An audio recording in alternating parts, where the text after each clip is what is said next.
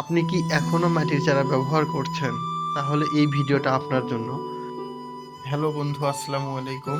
আমি এখন বর্তমানে আছি বগুড়া জেলার শাহজাহানপুর উপজেলার শাহনগর গ্রামে, যেটি বর্তমানে নার্সারির জন্য বিখ্যাত জায়গা। এখানে বাংলাদেশের 64 জেলার মধ্য থেকে মোটামুটি 50টি জেলা থেকে কৃষকগুলো আসে তারা ভালো পরিমাণে চারা নেওয়ার জন্য, যেটা অন্য কোনো জেলাতে চারা পাওয়া যায় না।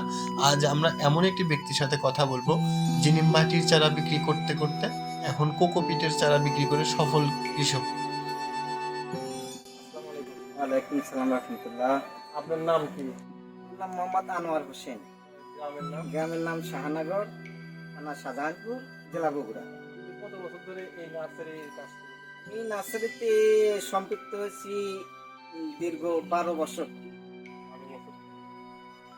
আগে আমরা মাটি চারা করতাম, আর গত 1.5 বছর হয় আমি এখানে সেট করছি পলি শেড।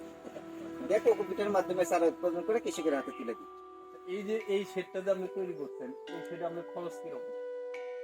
মোটামুটি আমার 2,70,000 টাকা খরচ হয়েছে। এখানে আপনার কত শতক? 12% জমি আছে এখানে। এখানে আপনি কি কি চারা উৎপাদন করতে চান? এখানে আমি চারা উৎপাদন করতেছি হাইব্রিড জাতের পেঁপে আছে আমার এখানে। লালতির কোম্পানির বাবু আছে, ওয়ানের গ্রিন লেডি আছে, সুইটি আছে, টপ লেডি আছে, মিষ্টি একটা জাত আছে। এর পাশাপাশি আমার এখানে আছে আপনার বিভিন্ন রকমের হাইব্রিড মরিচ আছে। এটা হলো বিজলি প্লাস, বিজলি প্লাস 2020, সুপার হট। তারপরে আপনার আরো আছে হলো ডন, কারিশমা। এই যে আপনার এখানে অনেকগুলো আইটেমের হচ্ছে যে পেঁপের চারা দেখতেছি, এই পেঁপের চারাগুলো আপনি 5 পিস কত করে বিক্রি করছেন? এই পেঁপের চারা আমরা বিক্রি করতেছি 20 টাকা পিস পাইকারি। পার পিস 20 টাকা? হ্যাঁ, পার পিস 20 টাকা পাইকারি, আর খুচরা 25 টাকা। আপনার এখানে কোথা থেকে লোকগুলো আসে?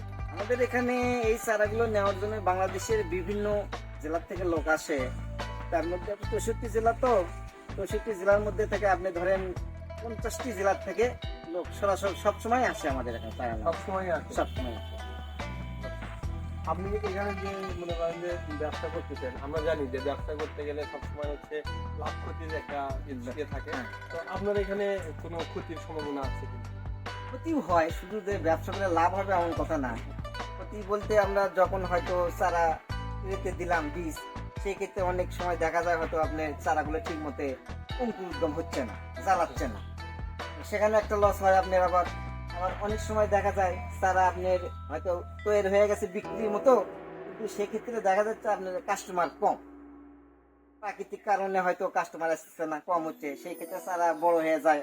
অনেক সময় আমরা চারা ফেলে হতে হবে, সেই ক্ষেত্রে আমাদের কিছু ক্ষতির সম্মুখীনও আমরা হই।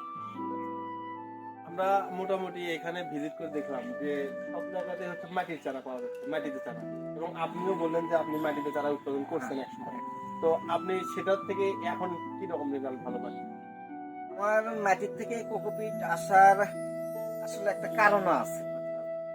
সেটা হলো আমরা একটা ট্রেনিং এ গেছিলাম, ওনারা এই কোকোপিট সম্পর্কে আমাদের অনেক ভালো ধারণা দিল। তো তখন আমরা চিন্তা করলাম, আচ্ছা ঠিক আছে, যদি এটা ভালো হয় তাহলে মাটির পাশাপাশি দেখে এটা করে দেখি। তাই এখন দেখতেছি আপনার মাটির চাইতে এই কোকোপিটের চারা উৎপাদন করা অনেক ভালো, তাতে কৃষকের জন্য সুবিধা। কৃষক মনে করেন কম দামে যে চারাগুলো নিয়ে যাচ্ছে, নিয়ে যে তারা জমিতে রোপণ করতেছে, রোপণ করার পরে এখানে শতকরা আপনার 2টা চারাও নষ্ট হচ্ছে না। আর মাটির চারাটা যখন নিয়ে যে লাগাচ্ছে তারা, দেখা যাচ্ছে 20 থেকে 25টি চারা নষ্ট হয়ে যাচ্ছে, সেক্ষেত্রে কৃষক ক্ষতিগ্রস্ত হচ্ছে। আবার আমাদের যে মাটির অবস্থা, দীর্ঘদিন চারা আমরা মাটিতে চারা করে মাটির তো শক্তি নষ্ট হয়ে গেছে। এখন আমরা যে চারাগুলো মাটিতে উৎপাদন করি তার বেশিরভাগ চারা শিকড় নষ্ট হয়ে যায়। আমরা হয়তো কাদো টাদো দিয়ে মাকে কৃষকের হাতে তুলে দেই, কিন্তু ওই কৃষকটা যখন নিয়ে যায় তারা তার ক্ষেতে লাগাচ্ছে, দেখা যাচ্ছে ওখান থেকে আপনার ঝিমানো রোগ হচ্ছে, তারা মরে যাচ্ছে, পচন ধরতেছে, এরকম অনেক সমস্যার সম্মুখীন কৃষক হচ্ছে। তাতে দেখা যাচ্ছে আপনার কৃষক অনেক ক্ষতিগ্রস্ত হয়ে মধ্যে পড়ে যায়। তাই আমরা এই উদ্যোগ নেই যে এই কোকোপিটের চারা করলে কৃষক উপকৃত হচ্ছে, পাশাপাশি আমরাও উপকৃত হচ্ছি। দেশ কল্যাণে আমরা অনেকটা মনে করেন সাহায্য করতে পারতেছি আর কি। আপনার এটার কি কোনো সিজন আছে কিনা, যে হয়তো বা জানুয়ারি ফেব্রুয়ারিতে ভালো চাষ হচ্ছে, বা কোন সময় আপনি এটা?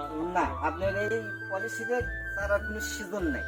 এখানে সারা বছরই সব সময় চারা, আপনি সিজনাল যে চারাগুলো হয় সেগুলো উৎপাদন করা যায়।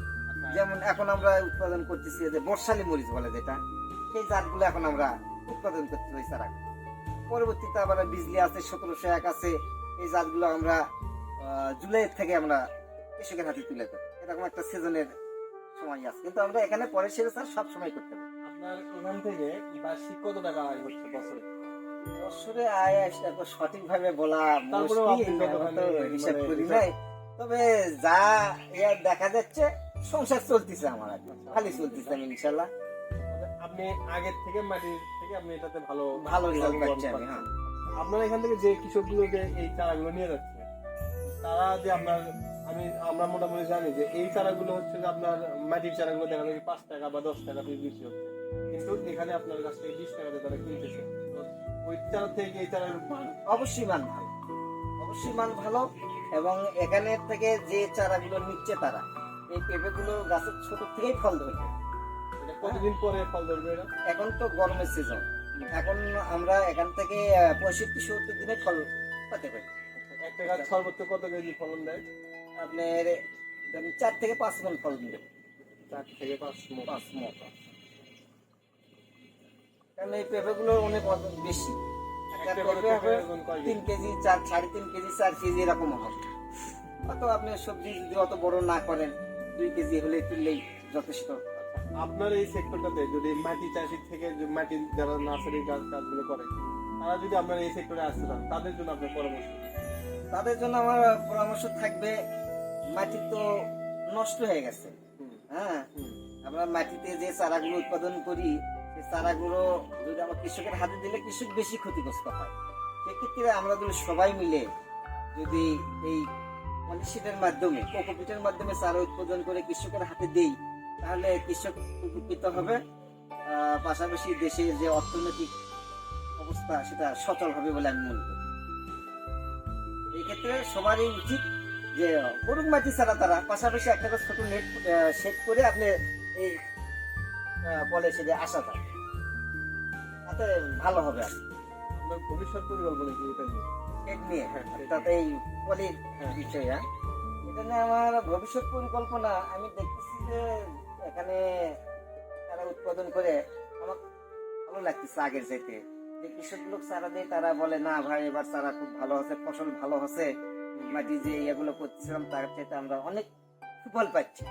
তো সেক্ষেত্রে আমার তাদের উদ্দেশ্য পরামর্শ থাকবে যে ওই কৃষক ভাইরা যেন মাটির চারার দিকে কম ঝোঁকে এই আপনার কোকোপিটের চারার দিকে যেন তারা বেশি আগ্রহী হয়, এতে তারা লাভবান হবে। তো ঠিক আছে, ভালো থাকবেন। আসসালামু আলাইকুম। আর আমার ফোন নাম্বারটা হলো 01720040652।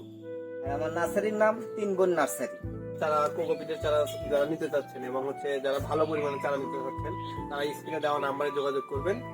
এই নার্সারির নাম হচ্ছে 3 বোন নার্সারি।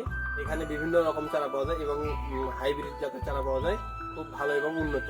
তো ধন্যবাদ, ভালো থাকবেন। অবশ্যই লাইক, কমেন্ট, সাবস্ক্রাইব করে দেবেন। আসসালামু আলাইকুম।